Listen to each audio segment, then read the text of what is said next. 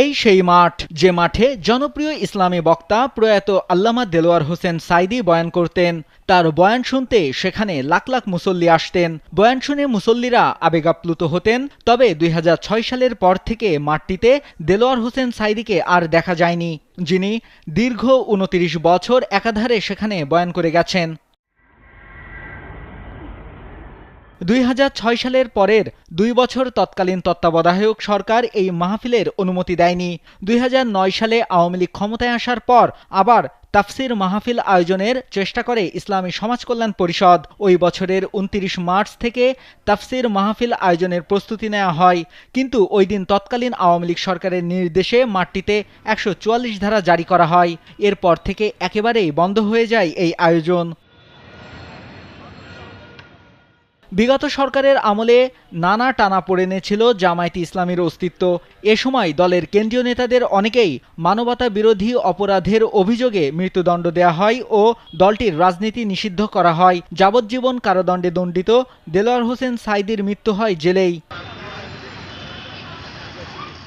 দীর্ঘ ১৯ বছর পর আবারও চট্টগ্রাম নগরের চকবাজার প্যারেড মাঠে ইসলামী সমাজ কল্যাণ পরিষদের তাফসিরুল কোরআন মাহফিল হতে যাচ্ছে। এবারই প্রথম মাঠটিতে তাফসির মাহফিল অনুষ্ঠিত হবে জনপ্রিয় ইসলামী বক্তা প্রয়াত আল্লামা দেলোয়ার হোসেন সাঈদীর অনুপস্থিতিতে। ২৭ থেকে ৩১ জানুয়ারি ৫ দিনব্যাপী মাহফিল অনুষ্ঠিত হবে। এতে প্রধান মুফাসসির হিসেবে মাহফিলের শেষ দিন অংশ নেবেন জনপ্রিয় ইসলামী চিন্তাবিদ ডক্টর মিজানুর রহমান আজহারী।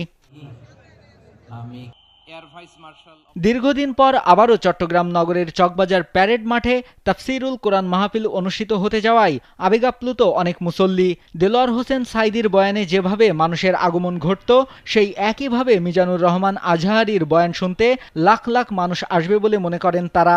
চিটাঙের এই গৌরব ঐতিহ্য মাহফিল সবাই দলে দলে যোগদান করবে। স্বৈরাচারের পতনের পর আমরা চট্টগ্রামবাসী উৎফুল্লভাবে আবার সেই কোরআনের মাহফিল, কোরআনের ফাকিরা এই ময়দানে তাফসির করবেন। লক্ষ লক্ষ মানুষ এই মাহফিলকে যোগদান করে সাফল্যমণ্ডিত করবেন। সেই দেলোয়ার হোসেন সাঈদী সাহেবের শেষ মাহফিল আসছিলাম, সেই মনের দুঃখে আজ আবার আসলাম সেই মাহফিল পরিদর্শন করতে।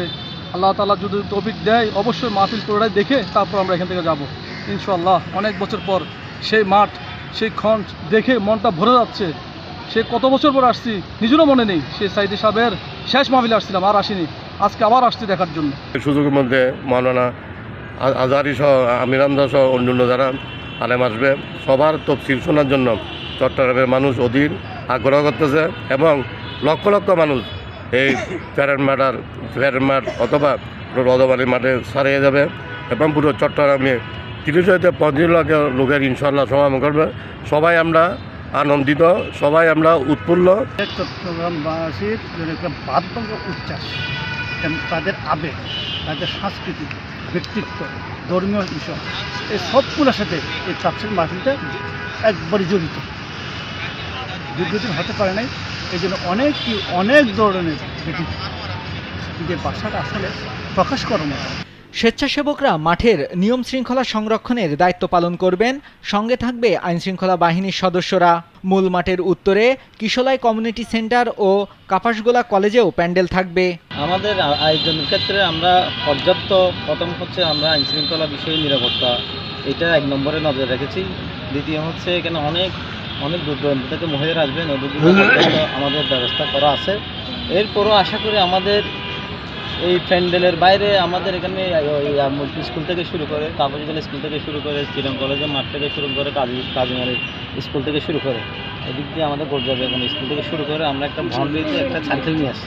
তো আমরা এসেছি এখানকার কার্যক্রমগুলো আপাতত কেমন চলতেছে এবং এখানে কোনো ত্রুটি যদি থাকে আমরা এটা কর্তৃপক্ষকে জানাবো, যাতে একটা সুন্দর তাফসির কোরআন মাহফিল এখানে আয়োজন হয়। এবারের তাফসির মাহফিলের প্রস্তুতির কাজ আরও আগে থেকে শুরু হয়েছে।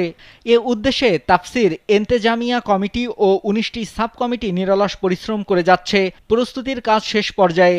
বন্দর নগরবাসীর মধ্যে ব্যাপক উৎসাহ উদ্দীপনা দেখা যাচ্ছে। নাইমুল হাসিব, কালবেলা।